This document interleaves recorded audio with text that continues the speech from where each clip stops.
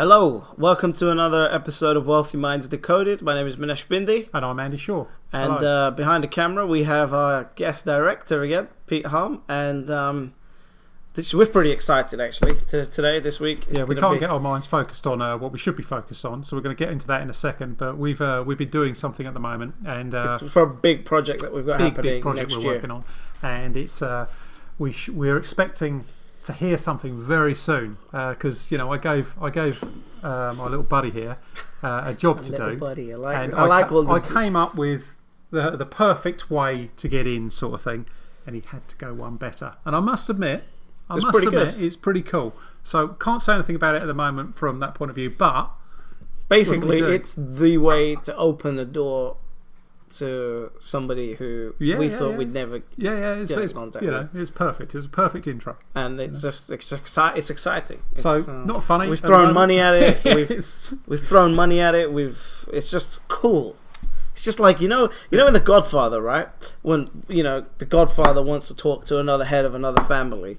It's like one of those type of things, isn't it? Really, it's a cool thing. Yeah. It's a really cool thing. It's the sort of thing that only I could think of. Yeah. It's the sort of thing that in 10 years' time or in 20 years' time you look forward to telling your children or my grandchildren. Yeah. So it's going to be. We're just excited about it. I think it's going to be cool. Cool. Right. Okay. Let's go on with the show. Let's go on with the show. So today we're going to talk about something that again is a fundamental. It's like a deteriorating virus in the minds of poor. I know. I'm getting it. Okay. My segues. You've got a segue. Okay. Segues. Listen, just relax, right? In the minds of poor people, it annoys us, and so Pete's going to tell us. No, you're supposed to say that bit. So I'm not supposed to pre-frame it at all. You've pre-framed it, and then you say, so part one, and then Pete tells us what we're saying. Part one. You'd think, all the practice we've had now, we would have started to get this by now. Part one is what separates a wealthy mind from a poor mind. Today, ladies and gentlemen, we're going to talk about the belief that money is the root of all evil. This is just frustrating. It's your favourite, yeah. It's just frustrating to me when you see people that have for generations this has been drummed into them, and it's annoying because it just goes against what money is supposed to be.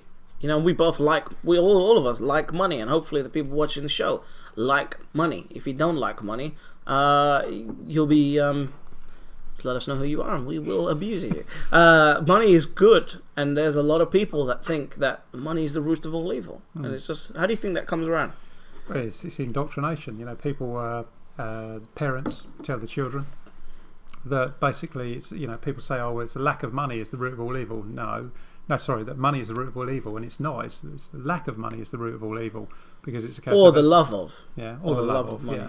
So it's money is just like, money's a way of keeping score. Money ensures that you have a great life while you're here. People say to me, if you're going to be this spiritual person, what do you need money for? Poverty and all that sort of stuff. No, you're here to have the most abundant life possible, and it's a case of, why not have as much money as you can get hold of? The problem is that people doubt that they can actually achieve it. So therefore, they would rather put themselves in a box and say, no, money's evil, and that sort of thing, because they doubt they can ever achieve it. So then they can be safe going, well, I didn't want money anyway. So it's okay, I don't have it. Yeah, it's okay. I didn't want it anyway, because I'm spiritual. Not that important. And who was it who said? Oh yeah, it was T. Harv Eker, who said in his wonderful book "Secrets of a Millionaire Mind." This is like one of those dinosaur age copies, isn't it? Yeah, it's a case of, that was back when $1 million was worth $1 million, whereas $1 million now is probably worth about $720,000. Wow, look at this! This is in 05. Yeah, I read that in 05. Yeah. I read it again. Yeah, that's what you do with books. You read them more than once. I don't read books. Oh, yeah. I listen to them. Yeah. More than once, all the time. Yeah. I don't actually. I've started not to read books, but we'll talk about that. We'll talk about that. Thank you for taking me off track with a no completely different subject. Most appreciated. No worries. What Harv said was, when somebody comes up to him at a seminar or something and says something like, money's not that important. You're broke, aren't you? Yeah, because money is important. Your control of money, your management of money, and it's a case of it's not a case of you've got to covet it, and it's a case of be greedy and needy or anything like that. It's just a case of you've got to have a healthy respect for it and a respect for what it can do with your life. And it's a case of money isn't the root of evil. The lack of it is the root of evil. The greed is the root of it. And it's a case of you've got to question your beliefs around money, because if you want to be rich, then you've got to like rich people, because it's a case of you can't dislike rich people and then expect to become one of them. Because your brain won't let you. Because your brain goes, you're literally pulling yourself apart and it won't work. So until you get over your money is the root of all evil. Another one, when I went bankrupt a few years ago, I was very conscious about what I was saying to my children. About it's a case of we don't have enough money for that. It's a case of no, we're in a low at the moment. We don't have enough money for that at the moment. But we will have it later. We're in a down phase of our business. And it's a case of it was by that way I was showing the children that, oh, well, this is fine, that sort of thing. But what I've got to be careful of is I've got to be careful to not educate them to repeat my mistake of losing the money, sort of thing, because I don't want them to think that that's a pattern. So I'm very careful about what seeds I plant in my children's minds. And parents say to their children, oh, money doesn't grow on trees. Money, we haven't got enough money to do this. What do you think, I'm made of money? Right, and all that sort of thing. It's all doubts about money, and it's a case of a lack, and it's all a lack mentality. So your words that you're saying to your children and your friends are all sowing more seeds of doubt and seeds of lack. And it's a case of you've got to sow seeds of abundance. It's a case of there's an infinite amount of money out there. There's more being created. Just ask the American and the British government and the European government. They're just printing more of it. It's just a case of keep those presses running, boys, because they're just printing more and more and more of it. So there's an abundance of it out there. So it's a case of all you've got to do is figure out ways to help enough people, and then that money starts to filter to you.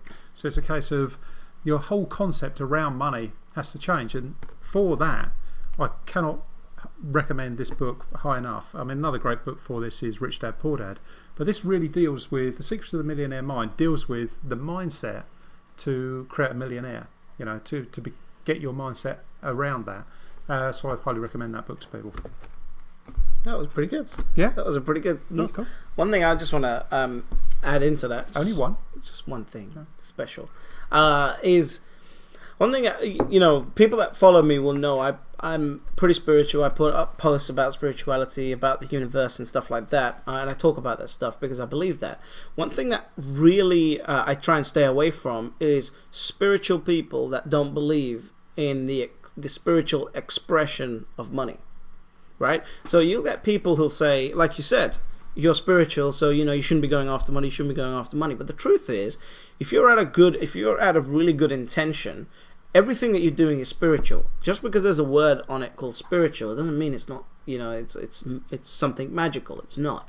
Everything that you're doing is spiritual. So don't put down people who have money or people who chase money as non-spiritual people. In fact, they are actually probably considered as the most spiritual people because they're giving value. They're giving back to the world. Sorry, am I interrupting? No, right? Go ahead. Money's a game to me. To me, it's a game to win. It's like I'm playing Monopoly for real, and it's fun. It's a case of the accumulation of it. It's just a way of keeping score, and it's a case of the more I get, the better I'm playing the game, and that's how I look at money. It's a tool. It's a tool. Money is a byproduct. Yeah, it's not evil. Exactly, yeah. It's just a byproduct. Like you said, it's just the greed of it, the love of it, and I guess to a certain extent the fear of it as well. That is evil. Yeah. Well, that comes into the fear of success because it's a case of people worry about it. And one of the things I had when I went through my bankruptcy was I let lack in, and I was starting to worry about losing what I created. And of course, as soon as you start to worry about losing what you created, you started creating that momentum. Creating the momentum, you're giving it strength instead of looking for solutions to the problem.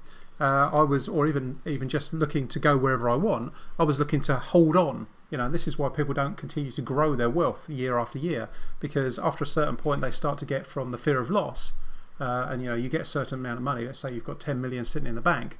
You're then starting to worry about it, and so of course your money starts ebbing away instead of the energy you put into creating it in the first place. So what do you think about those people that look down on people who want to keep striving? It's like, I think that's the perfect spiritual expression. Yeah. As soon as you reach top of one mountain, you go and look for a bigger mountain. Absolutely, yeah. As long as you're happy in the current moment, and that's a game, You're not chasing happiness. You're not chasing happiness. You are happiness.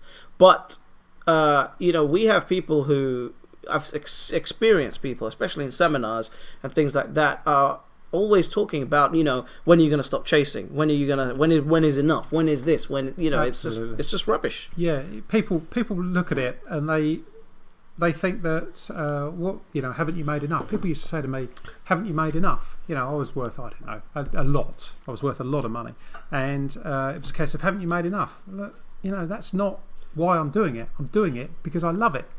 Yeah, that's why I'm doing it. You do what you love to do. If you look at a successful person who's building their business, they're happy while they're struggling, and they're happy when they get there, right? So they're happy all the way through. Whereas with a poor mindset, people are, I'm not happy with this bit. I'll be happy when I get there. No, you've got to be happy now. You've got to be happy in every step of the journey. That's the secret to it. If you analyse, you take apart anybody's mind, any great entrepreneur's mind, you'll see that they were happy doing all of the stuff. Yeah, they didn't particularly like some of the jobs, but they were still content in doing it because they were looking at, right, okay, I'm going to do this, and then I'm going to get it to that stage. Then I can employ somebody to do this part for me, because that's their contentment. They dealt with the issues where it was outside of what they wanted to do. And it's you've got to keep your mind. If you dislike money, if you think money is the root of all evil, you're never going to get a lot of it. But it's just a contradiction. If you think that money is the root of all evil, you are trained, and it's true, to detest money. Therefore, how do you expect to manifest it? And then you wonder why you're in a rut. Yeah. This is why when I look up to certain people who are very wealthy, and I always get criticized by people with a poor mindset. Why are you looking up? Why are you praying to those people with loads of money? I'm not. It's just an appreciation. It's a respect. No, so respect to the skill they've used to create it. Yeah. And people don't understand it. So I think money being the root of all evil is a big, big virus that we really need to get rid of. And it will happen. I just don't know. We've got to enlighten people to do that. The secret is to show more people how to become successful, and as that, it creates a snowball effect. It's like me saying I remember saying, this is so clear. I said this at a seminar to somebody that was in the audience, and they said something along the lines of, too much money is bad, or something like that. I've just actually forgotten exactly what I was going to say now. That's useful, because I have no idea where you were going. That's useful, isn't it? Right. Anyway. Can Pete help us here? I'll come back. No, Pete's going, you're being boring. You're being boring now. Well, maybe that was a good discussion on that, on money being the root of all evil. Maybe you can come back to that in a moment. So, part 2, we're talking about, as you guys know, what you can do once you have a successful mindset. We're talking about. Well, let's move on a little bit and talk about how you can manage and grow your money more easily. This is so important, because I think once you understand that money is good and money is it's just a byproduct, what you actually do. We talked about creating a vacuum of negativity in the last show. When you understand that money is good and you can manage all of it and do much more with it, what that allows you to actually do is start creating a vacuum of wealth coming into your life, because now suddenly you've got a purpose for money being there, and an expectation of money being there. So expectation of it being there. Yeah. Brilliant. Yeah. An expectation of money being there, so you can do more with it, and therefore it shows up. So once you've handled all the negativity around money, you'll find money just showing up, so you can do projects with it, investments with it, help certain people with it. Right, this is he nailed it there with one sentence. Expectation of it turning up. It's a case of, when you expect to make more money, when you expect to save more money, when you expect to invest more money and create more money through investment success, your expectation leads you to that result. It's a case of you instantly are able to say, if it's a case of you did a trade and you lost money on a trade, you'd look at it and go, oh well, that was just one off. It's a case of, this is going to make money. It's like, that's helped me, because that's shown me I shouldn't have done this, yeah, or I shouldn't do that next time. Great, that means I'm going to be better at it next time. Yeah. When your expectation is that you will win, you just create more. And the problem is that people spend their time doubting. It's so. I look at it, and I said at a seminar a few months back, I said, you shouldn't invest, and if you doubt, you're going to be successful. I don't get it. I just don't get it. Every investment program we've taught, I don't understand why people will go in and want to invest when they're expecting to lose. Exactly. It's like so it's a case of you're going to create that problem, even if you've got a system that is perfect. It's like, why would you play football if you expect to lose the game? Right. So but there's people going in to invest. So but this is a school educational system problem when they say, oh, the value is in taking part, not in winning. Yeah, that's just junk, isn't it? But bunch of crap. It's a case of you got to look. I'm passionate about this. Right. I think we both are. We knew this episode was going to be emotional. Yeah. Well, people say to me about, I say to people, like, the basics of money. The basics of money are you got to learn to save. Anyone who doesn't know learn to save will lose their money again in the future. You have to become habitually good at saving, okay? And then you turn those savings into further investments. And the problem is, this is so simple, it is untrue. And the problem is, because you know it, as soon as I say it, you'll go, yeah, well, I know that. If you're not living it, you don't know it. And it's a case of you set it up. So David Bark covered it in The Automatic Millionaire, and it was covered in The Richest Man in Babylon and that sort of thing. It's a case of, and all you're doing is you're saving a proportion of what you earn off the top, not at the bottom, not at the end of your money, not at the end of the month when all the bills have been paid and that sort of thing. No, it gets paid first. People say to me, I say, well, you should save 10%, right? I work on a much higher percentage than that, but Dr. DeMartini works on 50%, and he's bang on, in my opinion. What you should do is you should get yourself into the habit of saving. I say about Manesh's Goal for Life, I say what that does is that creates the habit, the expectation of success, because it's basically, well, if you're going to do it really badly, you're going to make 1% a month. So it's a case of what you've got with creating the expectation of success, with the habit of saving. You start putting away a little bit. People say, I can't afford 10%. I say, well, put 1% away then. Well, I can't afford 1%. I can't afford a penny. I say, well, borrow it then. Go further into debt. Create the habit. Because this habit creates an expectation that there's money going to grow. It's not your money. It's your investments. That's your future. Yeah, and you then use that to plant seeds. And the seeds bear fruit, and those you spend that fruit, or you reinvest a portion of that fruit. And that's how it is with money. Money grows. You can either spend it or you can invest it. And the problem is that people go the wrong way because they doubt that they can save. They say, oh, I can't save any money. Yes, you can. Right? I think that's pretty interesting because me and you have no fear of going into debt to create wealth. No. And the reason for that is because we have an expectation of wealth to be there as a result of whatever we're doing. Therefore, nothing scares us. Nothing will scare us. And I think that if once you create that, you will automatically create more money because you won't be afraid to do anything that leads to the creation of money. And debt can be used to create loads of wealth. Let's take apart what he's just said there. When people think they're scared of it. Well, that's because you haven't put in enough data into your mind. Yep. You haven't studied the thing long enough until it becomes so overwhelmingly. The reason why you haven't done that is because you've got all these filters, like the money is the root of all evil, preventing your mind using the knowledge that you've put in there, which is what we talked about, which is something that I said last episode of the episode back, which was knowledge is as valuable as the mind that holds it. Yeah, quite right. You've got to cultivate your mind until it's at a point where, I'll give you an example. When I did the property, I was looking, my business mentor said to me, oh, well, all your ideas are great, Andy, but they all lack one thing, money. And I just went, right, I'm going to go and make money. I didn't know how I was going to do it at the time. I just went off to make it. And I sat down and I just started to look, and I looked at property and I thought, oh, lots of people make their money out of property. Maybe I can make my money there too. And I just sat there and I just fed my mind with data, and I just studied and studied property. I didn't study any books on how to do it or anything like that. I just studied online property market. I threw some spreadsheets together. I worked out property prices over time and I tracked it. And I got to the point where I'd accumulated, basically I was doing 9 to 10 hours a day, 7 days a week for probably about 2 to 3 months. And I'd accumulated so much data that it became self-evident to me that I could make a fortune from property. I'd created an absolute unquestionable, unshakable belief, if you like. I'm not really keen on the word belief, but it was an absolute, it was a knowing. Yeah, it's a knowing. It was an absolute knowing that was going to succeed.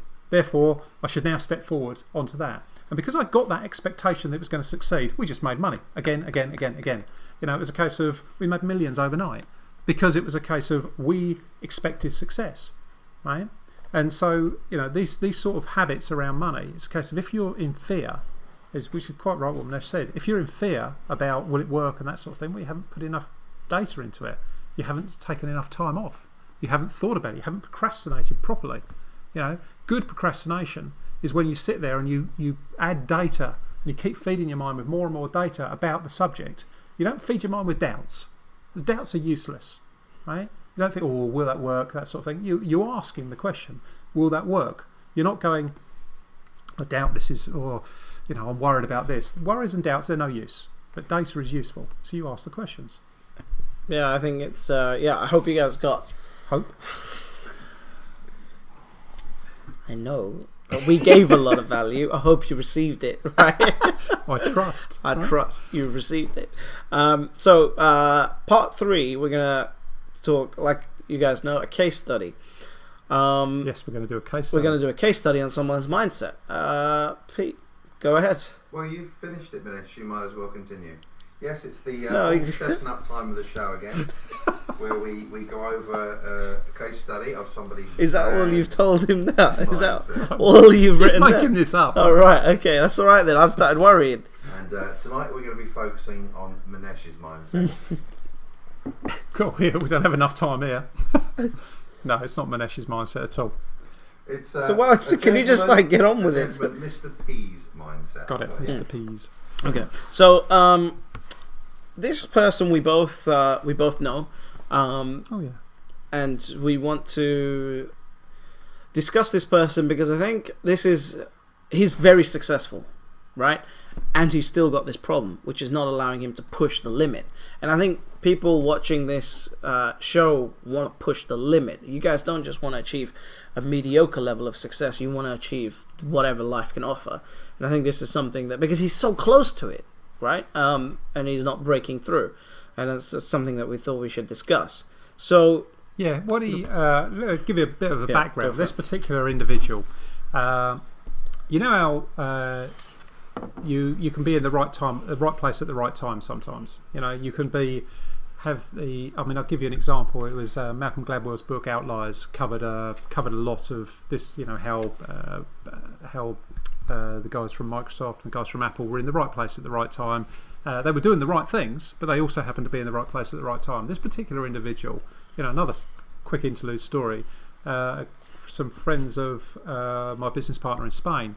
Lost all their money. They were property developers, made all the money in the boom of the property market, then lost it all as soon as the property market died, and they're now worried that they can't make it again because they were in the right place at the right time. Well, this particular individual had got some key skills.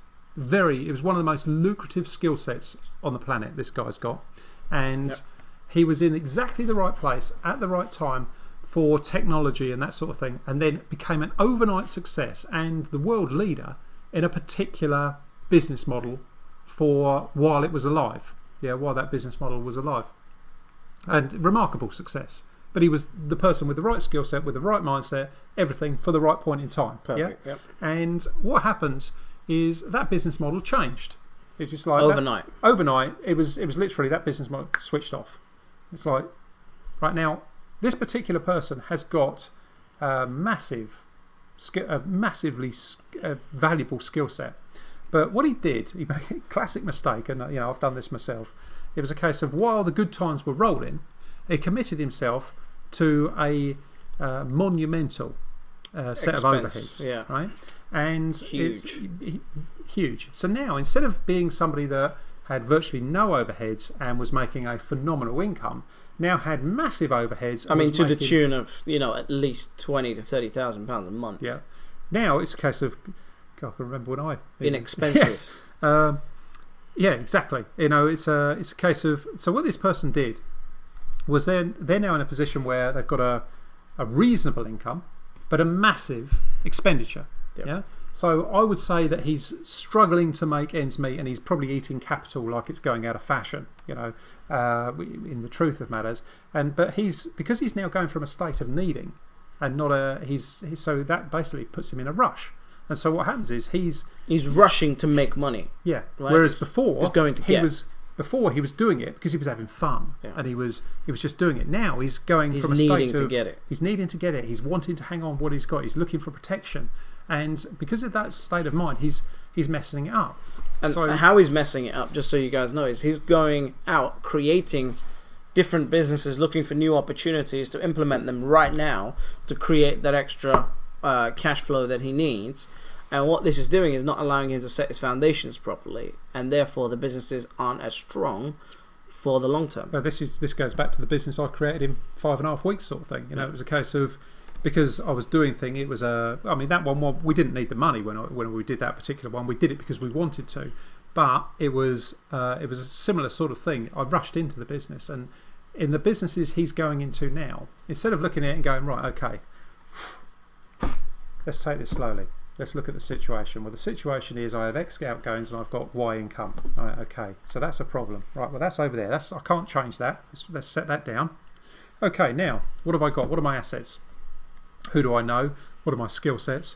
What can I deliver? How can I create value for people that is going to reward me with more than the gap between X and Y? He's whatever value he's creating, even though there's a perception of value and value is being created, his intention is to get his gap in cash flow. What that means is, regardless of how much value he's going to create, it's still going to fall down. And it's still falling down, and every month it's getting worse for him. So you have to, if you've got a clear mind, you sat there and you've gone, well, this is the value I can give. This is what I can give to people. This is what I can bring to their situation. Is that now going to reward me? You know, take my books, for example. I looked at it and went, well, I'm going to give massive value. Is that going to give me what I want throughout my life? You know, regarding money and that sort of thing. He's going for the chewing gum again. He's going for another chewing gum, is he? Right, and the answer is yes, it is. But I looked at it from the point of going to give value first. Whereas what he's doing is he's going to fill that gap between X and Y. And it's a case of all the time working on that. You know, instead of going, right, well, because he's trying to fix that. Well, of course, he's never going to get that. He's going to get that, right? So instead of going, right, well, let's make that gap irrelevant. Let's go and create so much value using the skill set he has in ample supply, because he's not thinking, he's thinking from the constraints of a box, whereas he has the ability to turn on millions. But because he's thinking with a switch, exactly, with a switch. But because he's thinking with a negative mindset, fear of loss mindset, he can't flick that switch. Yeah. So this is so powerful. By the way, as we talk about case studies in the show, I want you to be thinking one thing: how does this apply to me?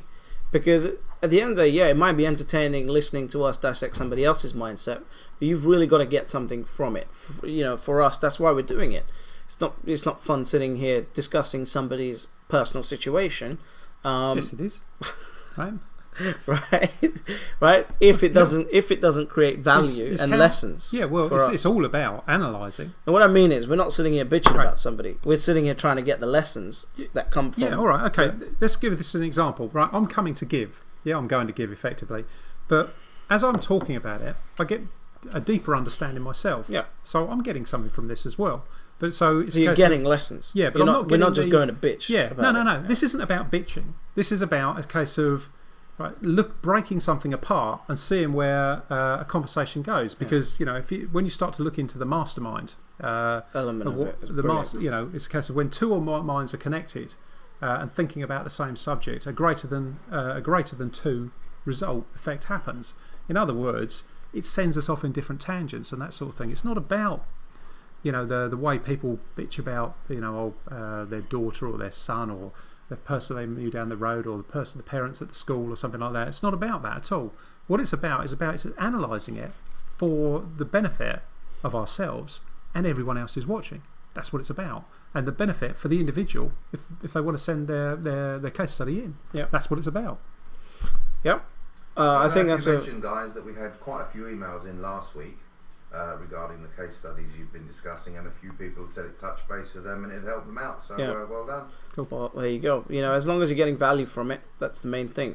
That was pretty good discussion, I think. Yeah. I think we're nearly ready for lunch. Right. So we'll be leaving you then. So, guys, what I want you to just remind you to do is subscribe to the podcast, subscribe to our YouTube channel, go on the website, wealthymindsdecoded.com, find the episode, the blog post regarding this episode, and leave some comments. And if you want us to analyze your case study, you Please can comment there, and you don't even have to leave your real name like we discussed. Yeah, just use a name like Mr. Z or Mr. Q. Something whatever. that you'll know. Just something you'll know, and then we can discuss it. Or maybe a name like Mr. A or Mr. T or Mr. A or Mr. T. Or Mr. S or Mr. V maybe.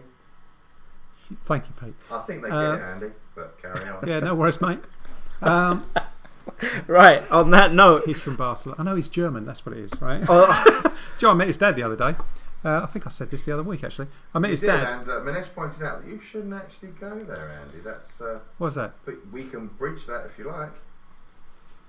No, you That can was go a ahead challenge, and wasn't it? go That was a ahead and challenge, go ahead and right? insult all you want. It's not a problem. Peter's, I've known This show Pete was for, good. I think they've got some value. They need some entertainment value now. I've known Pete for 12 years now. 12 years, 11 to 12 years. 40 years minimum. Actually, it turns out we were actually at school together, but we never knew each other at school. But I've known Pete for at least 12 years in my business life. Pete used to bully Andy, and Andy's getting his own back now. That's what it is. And Pete's Andy always... was in a crochet class that I used to throw bricks through a window at occasionally. But since Andy came out of the closet... oh, this is the gay thing, is it? All right, okay, right. They always resort to that, innit? Yeah, weak minds always weak minds always resort to... So anyway, what happened was Pete's always told me about his dad being a German. Today, guys, and we can pick that up. Pick that up another time. Right, have a great week. We shall see you next week. Take care. Thanks very much. Good Bye. Bye.